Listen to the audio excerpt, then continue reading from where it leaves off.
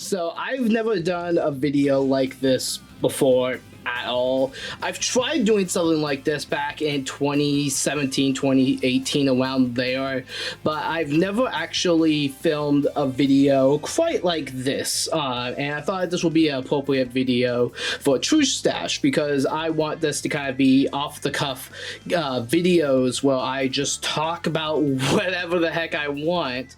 Very much inspired by someone like Scott the Woz, who's probably does a lot better work when it comes to just going off cuff and talking about random stuff, but I want to do a bit more of that here. And so for you guys here today, I'm going to be talking about the GameCube, specifically my GameCube library. My GameCube library is one of my favorite consoles to collect for because this is my favorite game console. It has my favorite video games on it. This GameCube right here actually is my old one from 2017. I got a refurbished one, or I guess it was just a used one. It's not really refurbished, but this was a GameCube that my folks got me when I turned 17 or 16, around there. And because my old one ended up breaking back in, I want to say 2005, 6, 7, around there. Family had like a little sister show up, and family had a little sister show up. My little sister ended up breaking it at the time, unintentionally. She was like 2 years old. Yeah, I never had an actual GameCube, a Nintendo GameCube. Now obviously around this time I do obviously had the Wii, and the Wii obviously can play GameCube games on it, but there's just something about the UI and the controller and just playing games off of this adorable little box. Like, look at this box. Like, it has like a little handle on it, and this is also the one that came with the 2 ports as well, and it came with this useless hunk of junk. Okay, oh my gosh, let me vent for 1 second about the Game Boy Player. Let me go quickly take this off. This is the Game Boy Player. This allows you to play Game Boy games on your TV, and this piece in particular is like super freaking cheap. Like, you can buy just this for like $20, and it's like amazing. But if you didn't, but you also need like a freaking disc too, and it's just like, oh my gosh, why do I need all this stuff? It's just so much stuff that you need to like get in order to play this game. Like, you have to first attach this to the GameCube, and then you also need to have a disc to go with it. I'm like, come on, why can't it just be like a UI that pops up that I can just use it? But regardless, the disc goes for expensive. I never owned the disc, unfortunately. I would love to own a disc, or I love at the very least to soft mod my GameCube so I can just play the disc without using the disc, if you catch my drift. But that's enough venting for today. I love this GameCube. It is on its last legs a little bit, unfortunately. Some games just take forever to work. It's pretty sticky in some areas because the family we got from did not take the greatest care of it. But we also still have some games to talk about. So I'm just going to kind of go down the list of I have like a stack right next to me. So I'm just going to kind of pull one out and then start talking about it. Alright, starting off with a childhood classic. This is a very horrible box copy of 1080 Avalanche on the GameCube. Now, I love wacky or like crazy snowboarding games. The music is always way amazing. And 1080 Avalanche was, of course, the 1080 game that came out on the GameCube. And I got this back, I want to say, in 2009 for Christmas. And I love this game. It's one of the most underrated GameCube games out there. It has fun controls, great music, and it's just a fun game. Like, it's just straight up just a fun snowboarding game, and I hear next to no one talk about it when 1080 is brought up. When people bring up 1080, it's always 1080 snowboarding on the 64, and while that game is good in its own right, it also has aged like old milk. 1080 Avalanche still controls like a dream, and I think it's still one of the most underrated GameCube games out here. Alright, let's go to the next one. This is one I've been holding on to for a while. Paper Mario: The Thousand-Year Door. Now, I did get a good chunk of these games either from friends who were getting away with their GameCube collection, and or just like secondhand from like thrift stores and like other places like that. But this one I knew was given to me from a family friend of ours. I've never really played a Paper Mario game before. The only one I played was Sticker Star for like 10 minutes, but I did hear nothing but great things about it, and from the little I've played over the last 5 years on live streams, I do already think that this game is super fun. I just need to actually sit down and actually play the game front to back before I can fully give my full thoughts on it. But it's a fantastic game, and I'm so glad it got a remaster. I think it was last year or the year before, so good stuff right there. Now this has some history behind it. Rayman 3 Hoodlum Havoc for the GameCube. Now you guys are probably wondering, bro, what happened? How did the case get this bad? Like, what did you do to this case? Well, funny story. So we were watching, we actually were thinking about adopting a dog at this point in time, and the dog we brought in wasn't fully house trained, and at the time I was going through Rayman 3, and I was just playing the game and just having fun with it. I went to bed, I woke up the next morning, and there were just bite marks in the GameCube case. Now I could have very well got a replacement case for it, but I don't know, it still functions, it keeps the disc nice and clean in there, so it's still a really solid game. But oh my gosh, dude, this game has some more backstories to it. Whenever I review the Rayman series, I will most definitely bring up the story again, because, yeah, I mean, why, it looks like someone shot it. Same voice, same as the voice for Paper Mario. This is Soul Calibur 2. Soul Calibur 2, Soul Calibur in general, is me and my dad's favorite fighting game franchise. It's a 3D fighting arena game, and we love this game so much. And I specifically love Soul Calibur 2 because it felt a little bit more like they were like just kind of fine-tuning what they did with the first game, and it still felt very like kinetic. I like Soul Calibur 4 pretty good. It's still a way fun game, and Soul Calibur 5 has a wacky story mode that I would love to cover at some point. But Soul Calibur 2 is a pretty good game, and I am extremely excited that it's coming to the NSO service. But yeah, because that was like one of the games that like didn't originally come out, because this got an HD version on like modern day consoles, but it didn't get a Wii U version at the time, and so kind of seeing the link come back to Soul Calibur is pretty darn neat. So yeah. You want to talk about some childhood trauma? Spyro Enter the Dragonfly. A lot of people online hate this game. Like, this was the Crash Bandicoot, the Wrath of Cortex of Spyro games at the time, because similar to what Crash Bandicoot went through, Spyro went through it too, and a lot of people hate this game. I can see the hate what people were coming from online with it, but for me personally, I never really had a terrible time with this game. It was always a fun dragon game to pop in. The music's always super charming, and the locations you went to was super cool. It was a little bit cryptic on how to progress through this game as a kid, and I still haven't gone back front to back with this game in quite a long while. I know that there was like a speedrunning trick where you can beat the game in under 5 minutes, which that's just fun, and I kind of want to go back and experience it there. But I still really love Enter the Dragonfly for a lot of nostalgic reasons. I don't think if I would have played the other games before it, I would probably be singing a different tune. But generally speaking, I do think that this is an okay game. But watch in like a couple of months if I ever decide to review this game and be like, this is the worst thing ever! Star Fox Adventures, another Nintendo GameCube game that a lot of people freaking hate, because it's not a Star Fox game in the traditional sense. This is more or less a Legend of Zelda game with Star Fox characters in here. And when it comes to me and my love of this game, I do love this game. This game is goofy and fun and all the right places. It's a little bit on the longer end side, and it's not very much in depth in terms of story, but the dungeon layouts is actually really freaking fun. A lot of people sleep on this game. It's a really good game in my opinion. It's not going to beat out any of like the classic Star Fox games, and I haven't played Assault yet, which a lot of people say Assault, oh, guy just shook the camera. A lot of people say Assault is the better game, but when it comes to Star Fox on the GameCube, for me at least, I really love this game. Also, You can see it right here on the back. This was made by WarWare. This was my first Ware game. I never really played a ton of Ware games. My consoles I grew up with was the N64, the Gamecube, the OG Xbox, and the Dreamcast for a little bit there.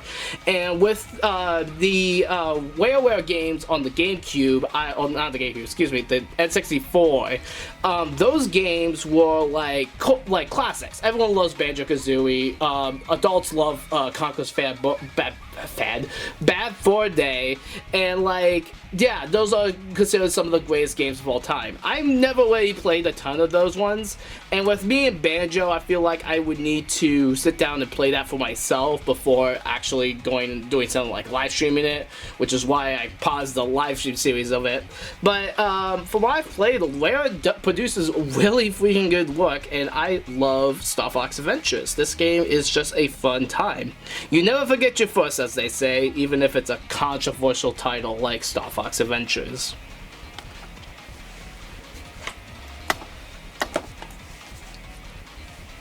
Namco Museum on the Gamecube, a museum of 4 games basically, kind of a little bit more because it has some other games in here.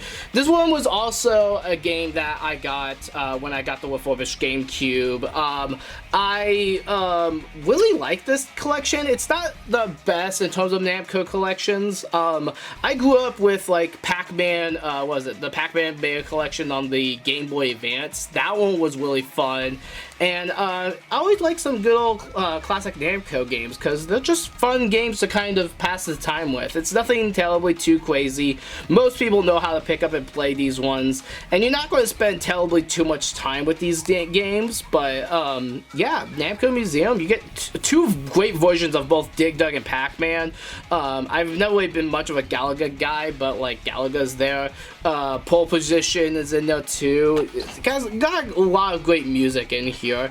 I just wish that they had Wally X, because that was also one I really love for that music, but I've never actually owned. Well, I think besides like the plug-and-play arcade type things that you plug into your TV, I think Wally X was on one of those, but I'm not entirely familiar. But yeah, story for another time. Alright, I am pairing these two together. These are the Naruto Clash of Ninja 1 and 2 for the Gamecube, the Nintendo exclusive Naruto game. I still don't understand why in this generation of gaming, licensed games like Naruto were like only exclusive to some platforms. Like, you got some games that were exclusive to the PlayStation 2, and then you got some games that were exclusive to the GameCube, and then the following generation with the Xbox 360, we got exclusive games on the 360 and the PS3 at the time. It was very weird that we were going from, like, Naruto couldn't just be a multi-platform series, it just had to be on one or the other or both. But I'm kind of glad that these games were GameCube exclusive, because these are some of my favorite GameCube games of all time. It's nothing terribly too crazy, and I am a fan of the series, so I would probably be saying that these games were pretty good. But there's also been some pretty bad Naruto games as well. And the thing that separates Clash of Ninja from all the other like Naruto games is that Clash of Ninja just feels a lot more faster. It's a kind of a 3D arena fighter similar to Soul Calibur, I will say, more so than like what Naruto Storm ended up doing. And it basically just plays like a hyper fast Soul Calibur that doesn't have the weapons as much. Like, yes, characters do have weapons, but it's not as like weapon heavy as a Soul Calibur. And definitely the second game is just worth the purchase alone. It goes through the same arcs as the first one. One crippling flaw with the original Clash of Ninja is that it's super short. It like takes you an hour to see everything in this game, and you can even speedrun the game. And I always think that that's good for replayability, but if you're not really sold on the gameplay loop with Clash of Ninja, then yeah, I don't think the first entry is good for you in that regard. But I got this when I was just getting into Naruto originally, and I was so glad to pay, like, I think it was $5 originally. I had to rebuy this game because a sister of mine broke it. I could never have luck with the GameCube. People always break stuff with my GameCube, gosh dang it. But, We also have Clash of Ninja 2, which I played a little bit more recently in 2020 for the first time. And I think that this game improves on what Clash of Ninja 1 did so much more. The combat's a lot more smoother. You have more characters in the form of the Chunin exam arc, so you get some of the classic Naruto characters.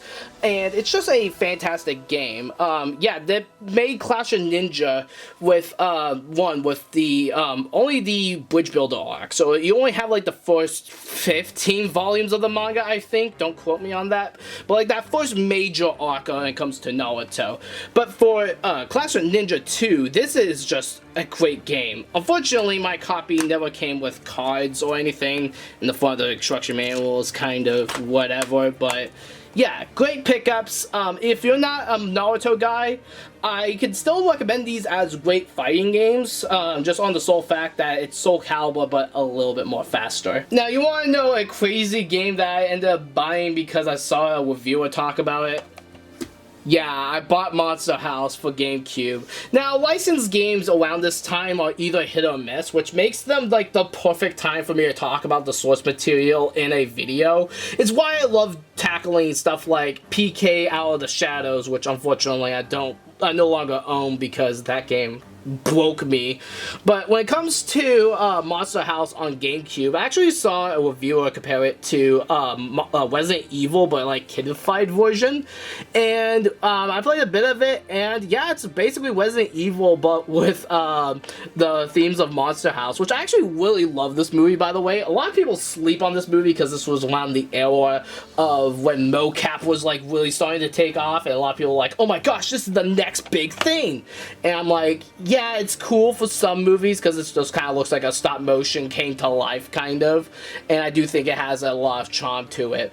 But other films in the stop motion mocap genre type deal, I always felt like was either super uncanny, like the A Christmas Carol with Jim Carrey, or it was just like oddly creepy, like The Polar Express. Interesting that is the two Christmas movies. And before you guys ask, no, I have not seen Mars Needs Moms, but I do kind of want to see it. I've heard things of that movie, and I kind of want to see it. Alrighty, and now it's time for me to talk about a game that I actually don't need to justify, The Legend of Zelda The Wind Waker. I actually really love The Wind Waker. Now, yes, Wind Waker has one giant flaw in that latter half of trying to get all the Triforce pieces, but literally outside of that, this is an amazing WAP that I'm glad I grew up playing. This was actually one of the original games, kind of like Star Fox Adventures, that I just grew up playing because it was a part of my library. I love the open sea, the music's super nostalgic, and the original GameCube release, generally speaking, is still a solid time, despite the HD remaster fixing so much problems in terms of like the traversal of like going off on the sea, and that last third act basically getting fixed.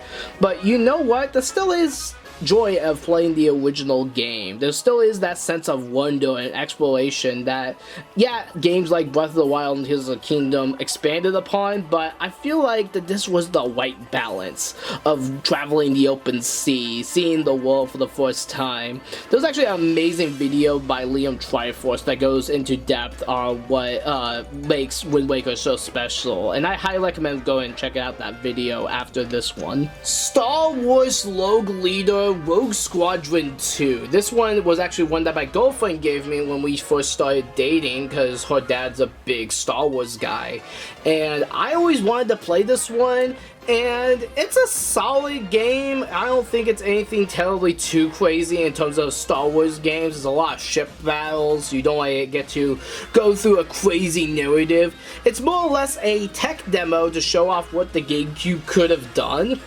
And I'm so glad they showed it off with Star Wars because we got to see a little bit more of Star Wars lore back in the day. This was around the time, obviously, 2001. we have now moved a little past the original Star Wars movies, but this game still more or less looks like the original trilogy, like kind of nicer on the GameCube. And this game, visually speaking, still kind of holds up a little bit. I don't think it holds up as well as other GameCube games in the visual department, but the GameCube could put out some beautiful looking games, and I think Rogue Leader is still a good looking game. Gameplay wise though, it's very hit or miss. I've never really been the fan of Star Wars games just being the ship battles, because this is only part of what makes Star Wars Star Wars, in my opinion. Like, you have to also have like the lightsaber fights, you also have to go and have like some of the bigger moments in Star Wars.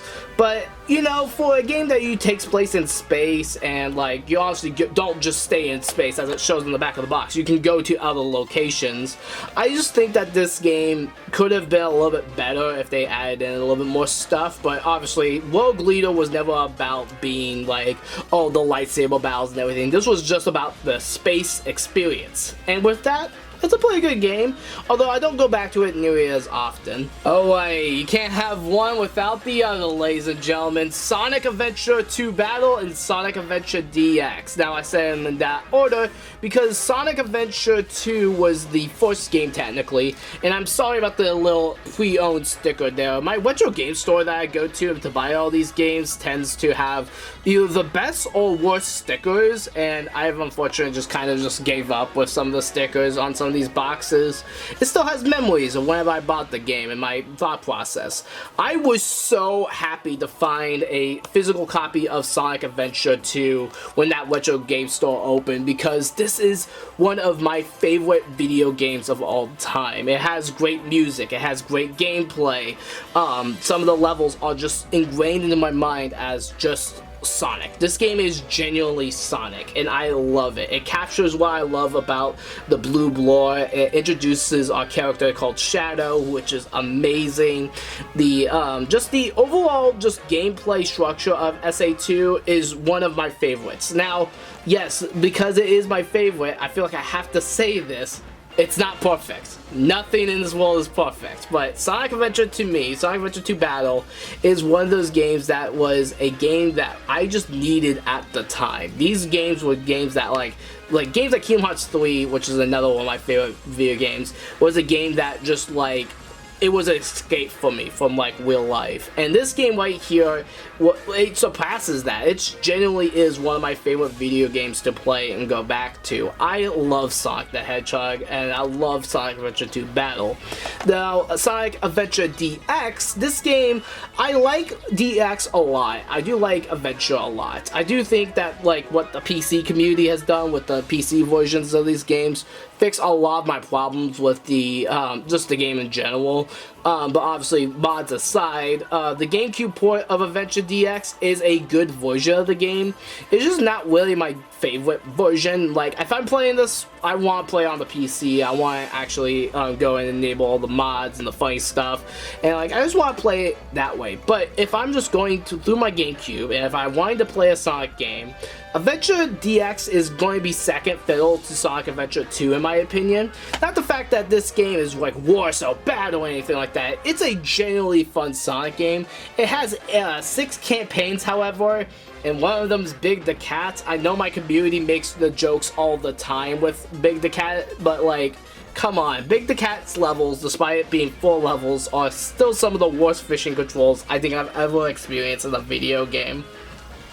But besides that, when it comes down to Sonic Adventure DX, I do like this version because it also comes with, I'm not sure if it's even going to say it on the back of here, it says like, right here, awesome bonus games. I'm not sure if the camera's in focus or not, but it has bonus games that in the form of the Game Gear games, which that is still amazing collectible. Like, if you're collecting something in a video game, the fact that you can collect like actual like full Genesis and Game Gear games, I think it's just Game Gear, but like the actual Game Gear games, which at that time I don't think were ever ported. I think it was a year after with Sonic Mega Collection that they got ported, but this was still an amazing game. And yeah, I still love this game, not as much as Sonic Adventure 2, but it's still two amazing games. If you're collecting for your Nintendo GameCube, please go after these two games. These are two amazing gems in my opinion.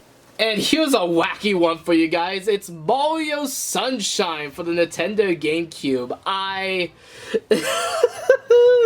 Yes, the internet has had a lot to say when it comes to Mario Sunshine. 100% this game is a nightmare, and the story is kind of all over the place in terms of quality. But generally speaking, I love this game. Mario Sunshine to me is, I always have a hard time discussing my favorite Mario games, because when it comes to Super Mario in general, I have Mario 64, I have Mario Sunshine, and I have Mario Galaxy, all like kind of pushed into one, if you will. I love all three of these games equally. I know that that's heresy to some, because most people are like, forget this game, just give me Galaxy or 64. But Sunshine is a solid game. Like, I typically don't go after 100% for games unless if I'm, like, really wanting to go and see, like, what everything has to offer. But, like, the normal experience is what I typically play a game for, is just to go through from point A to point B, and then go after the side stuff secondary. But just going, like, from beginning to end, it's a hard challenge. But it's a challenge I like to overcome, and I love Sunshine. I try to play it every summer when I can. It's been very hard for me to keep that routine with IRL stuff going on and with streaming, but I do want to go back to Isle Delfino one day and just like fully front to back play this beautiful gem. The pile I made is getting a little bit much, so we're going to move on to F-Zero GX. I love F-Zero, man. Like, this series is like, yeah, it's really good. It's one of my favorite racing games that's like not like a kart racer, and there's like two series that come to mind with that. There's this game, F-Zero, and then there's another known as Burnout. I love both of those series so much. Super fast, crazy action, so beautiful music, and with F-Zero, it's like kind of a futuristic racer, and this was around the time when obviously I was getting to stuff like Star Wars and had like the Pod Racer game on the Dreamcast growing up, and this game kind of made me feel like a pod racer. I was driving in this futuristic sci-fi world with brilliant guitar solos, amazing church choir music with Captain Falcon's theme, and the story mode is both the best thing that has ever happened and the worst thing that has ever happened.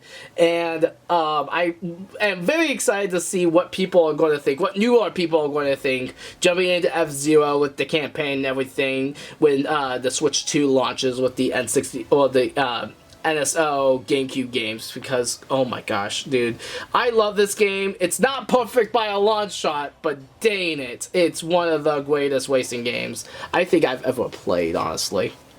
Oh boy, this one, most people just want this game because it's pricey. Fire Emblem Path of Radiance for the Nintendo GameCube. This was given to me by the same friend that gave me Paper Mario, The Thousand Year Door. Unlike that game though, I haven't put too much time into it. I think I've played the first 4 chapters in the game. It's a pretty solid RPG, turn-based strategy game. And with me now going back and playing games like Fire Emblem Three Houses just on my off time, I'm very interested to go back to Path of Radiance to kind of see like how a traditional Fire Emblem game is. This is the game that introduced Ike as a playable character. I was about to say Roy. I was about to lose all my street cred. But, yeah, definitely a very interesting cast of characters. Full motion video cutscenes for the GameCube, too. I love when games did that on the GameCube. It just always felt like an experience. Mostly because I came from the era of, like, the licensed games where they were, like, just hard cut to, like, a film. So seeing, like, full cutscene in video games is actually really cool. And I do want to get more and more into Fire Emblem. It hasn't happened yet, and I hopefully soon I can just sink my teeth into this or more Three Houses and try to understand what the heck this is. But yeah, I also have its sequel on the Wii as well. The Legend of Zelda collector's edition promotional disc. It includes 4 classic Nintendo games.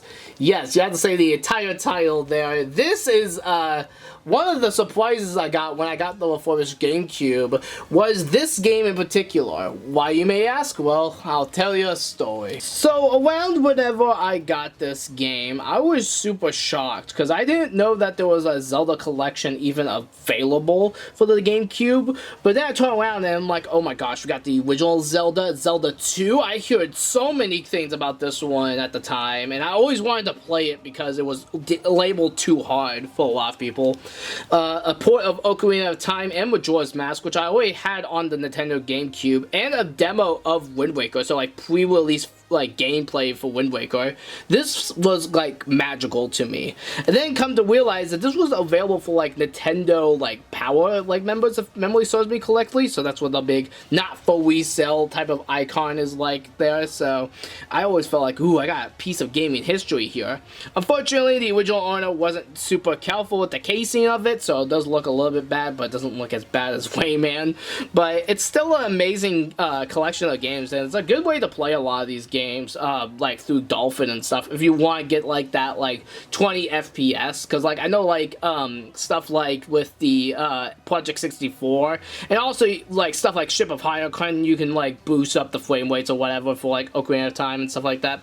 Majora's Mask is a little bit weird because like it says it has audio issues. I never encountered any audio issues that seemed weird, but that is still a thing to be on the lookout for. So if you guys haven't yet played Majora's Mask, maybe the GameCube version from 2003 is the best option for you.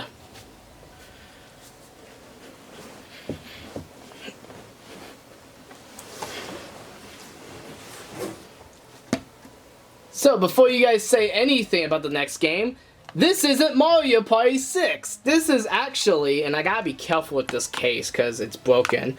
Obviously the disc is not even in there too. So this is actually not Mario Party 6. It's actually Mario Party 4 that was in here. It completely threw me off. I love this box art, however. It looks really nice. But this is not Mario Party 6. This is actually Mario Party 4 that I got. The disc wasn't in there. And yeah, the case is like somehow broken. I have no idea how do you break a GameCube disc? These things are like adorable. Like, you guys can't break this type of stuff unless you actively try to break it, and I can't fix it. There we go. So yeah, no, I completely screwed up the boxing. Ah, screw it. Alright, there we go. That's anyway Mario Party 4. I had a lot of fun with Mario Party 4 with some friends, but when it came to the GameCube, especially my refurbished one, I only had really 2 controllers to play with, and playing Mario Party with 2 people isn't a party. It's a date, and I don't think your date just wants to lose that Mario Party. So, with that being said, we're going to move on to this game, Cars, for the GameCube. Yeah, so I picked up this game. This one was actually a really good condition for it. Obviously, the sticker of the store I got at, that's lovely, and I can't get rid of it. But when it comes to Cars the video game, I've heard nothing but great things when it comes to Cars the video game, because it was like kind of like what Burnout Paradise did in 2006, where they were like, hey yo, hear me out, let me make an open world car game where you can just drive wherever you want. And it's a pretty fun game, question mark. Like, it's fun in the sense of like, yeah, you can pop it in and have some good car fun with it, but like after the first little bit of it, the game is kind of just whatever to me. And it's 8 like blocks, which means it takes up a lot more blocks than just your typical game. And admittedly, the first time I played this was through the Wii U, believe it or not, because like I had my Wii U at the time and I wanted to kind of play some games via that for streams. And so I bought this game in the hopes of streaming it because it's Cars the video game. People want to hear what my thoughts are on Cars the video game. So I bought it and I'm like, yeah, I'm not really capturing it. So maybe just a little bit I can just kind of like go into it with like a bit more of an open mind and try to play this game for what it is. But I didn't really have the greatest first impression with this game. I do think that this is one of Pixar's better games on the GameCube. Not Finding Nemo on the GameCube. Oh my gosh, no. let's return to some snowboarding with Dark Summit on the Gamecube. I'm not sure if my review of this game is still up on YouTube, but I did review this game, and it's 1080 Avalanche, but with like crappier controls in my opinion. Like the story, like the one thing that this game has over 1080 is a story mode that's kind of cool. Like you're like rebellion snowboarders against the evil skiers. That is such a stupid premise, yet I love it so much. The mystery in the box, and this guy holding a freaking rifle. He's going to kill someone here. Like, the story was just so all over the place, and I wanted to always get into this game a lot, because from what I've heard, a lot of people really love this game. Like, the people that played it growing up really love this game. I am down the middle, because, like, yeah, it's pretty interesting, the story mode stuff is pretty cool, but 1080 Avalanche is right there. I could just play that one if I wanted to play a snowboarding game. This one has some jankiness controls, like anytime you jump, it has like a second delay to it, which may not seem like too much at first, but then as it builds up, you're like trying to like do combos to like get tricks and trying to do all this stuff, and it's just, no, the delay just, it's a very conflicting game. Maybe I'll re-review it if the review isn't still up, and gosh, this game is just weird. Anyway, let's go to Luigi's Mansion. This was a fun game. So I had a family member who was playing with me when I was playing it for the first time, and they were freaked out by this game. They were genuinely freaked out by Luigi's Mansion, and I'm like, I never got scared playing it, despite it having some pretty creepy moments, and also this gunk has been on here for who knows how long. It was here whenever I played the game originally. I never seen a clean case of this game, unfortunately. But when it comes to this game in particular, I love Luigi's Mansion. It's a fun, spooky Halloween game that gave Luigi a lot of his personality, and the boss fights are really fun. And, you know, just the main boss ghosts that you fight are just super fun. The puzzle solving is a little hit or miss in my opinion, but the first one is a solid time. I still haven't yet to play Dark Moon or Luigi's Mansion 3, much to Luna's dismay, but I would love to go and play the sequels, just I always have to make the time to play them. And then we have the duology of Metroid. Metroid Prime, which is considered one of the greatest video games of all time, and then Metroid Prime 2 Echoes. Whatever happened to that guy? Yeah, so a lot of people talk about Metroid Prime 1 as the pinnacle of gaming, according to gaming publications, and like, yeah, this game is super good. It does Metroid really well, and was a great return to form after so long of no Metroid content, and it's a really immersive game. It's super good. I've been actually replaying the remake of it on Nintendo Switch, and that game has so many quality of life improvements to the Gamecube version. But I even got a little bit nostalgic and started playing with it with a Gamecube controller, and it just feels so good in the hands to replay this game. It's such a unique experience that I don't think we'll ever get in gaming ever again. I know that Metroid Prime 4 is on the horizon, but something like this generational leaping, like after years of nothing, we came back with this amazing game. I hope and plea that Nintendo knocks it out in the park with Metroid Prime 4, because it does look like it's going to be everything that us Metroid fans wanted out of a sequel. But then we got Metroid Prime 2 Echoes, which I actually really like this one a little bit more than the original. Like, I love Torian as a planet. It's not super crazy, but like Torian is actually a really good like planet. It has a lot of cool atmosphere, has a lot of good music, and from what I remember, which again I haven't played this game since I was like 17, maybe 18, around there.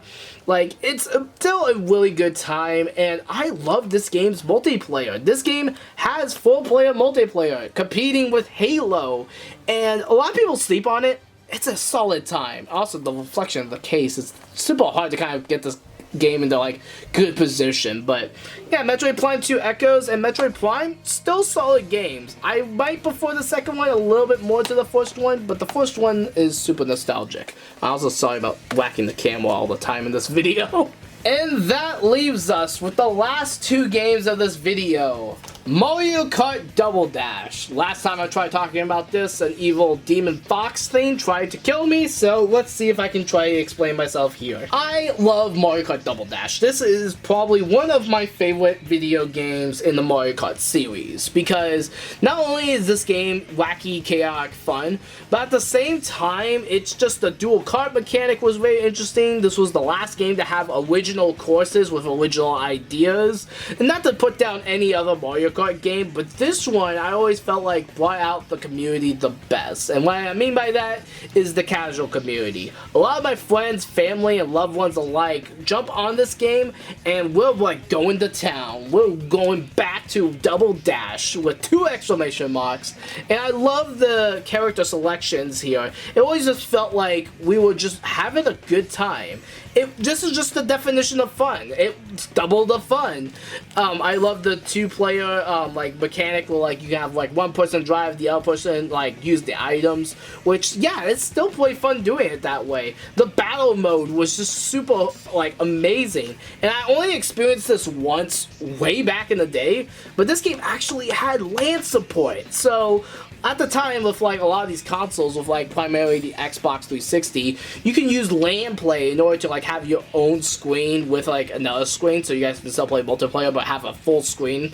So like you could actually do LAN play with the GameCube. You actually had to get a separate adapter that adds a little thing to like here. Memory serves me correctly, so it's not like you got it right out of the box, but that was still super cool. But yeah, Mario Kart Double Dash, that's a really good game. I love this game so much, and I would love to return to the Mario Kart series at some point to give my proper thoughts on this. I know that I kind of left Mario Kart hanging there for a little bit there.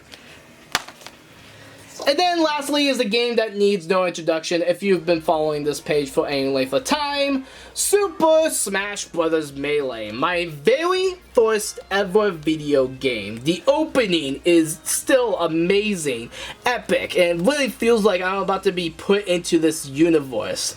I love the characters, I love the music, I love the single player modes, the multiplayer modes, the trophies that you can collect have some amazing facts and just amazing detail on them. This game to me is what Nintendo was when I was growing up. The super cool, awesome gaming like giant that has all these IPs. Like you give this to someone that hasn't never played a video game before, and you just got like all the basic like anatomy of all these characters. You have Mario, who is like the main hero that saves everyone. You also have Link, who is the hero of time. He actually uses the Ocarina of Time, the Master Sword. Like you got like little tidbits about him. You also have Pikachu for Pokemon. I didn't even know what Pokemon was until I was like 9 or 10 or 11, around there, when I fully grasped the concept of Pokemon, and I just thought Pokemon was so cool back then. I didn't even know what this thing was, but it was just like a yellow rat, and there was like this like Mewtwo looking thing where it was like super cool and awesome. He was like an unlockable character. You had Yoshi, you had Zelda, you had Kirby, you had Metroid, which I did call Samus Metroid a lot when I was a kid. We had Peach. We had all these like gaming icons and legends that some of them didn't even really appear here in the West, but then you get some characters that did. It was just a phenomenon. And this, alongside Mario Kart Double Dash, were games that reminded me why I love video games so much. These are games that I can play with friends and family and just play these games to death. Like, these games just brought, like, it brought people together. And especially nowadays, in a time when a lot of people need to be together, these games just brought, like, my friends and family together. We didn't care about tournaments. We didn't care about, oh, this Mario Kart game is samey. Like, we just played video games just to play video games, and I love that about the GameCube and its library. I bought a lot of these games, and I kept a lot of these games because I just love this console. It's not because of monetary value. It's not because that this was the better game system to get in this generation. Like, it's just, I love the GameCube. It's one of my favorite gaming consoles out there, and I feel like a lot of people my age have been making videos on the internet now talking about the love for the GameCube, and I do generally love this system. It's super fun, It has a lot of personality, and what was important was that this was a game machine. I love the fact that we got multimedia features in the future, but there was nothing compares to just a cold classic gaming console, and this was what many consider to be the fun box. But it also had this game exclusive on it. Gosh dang it.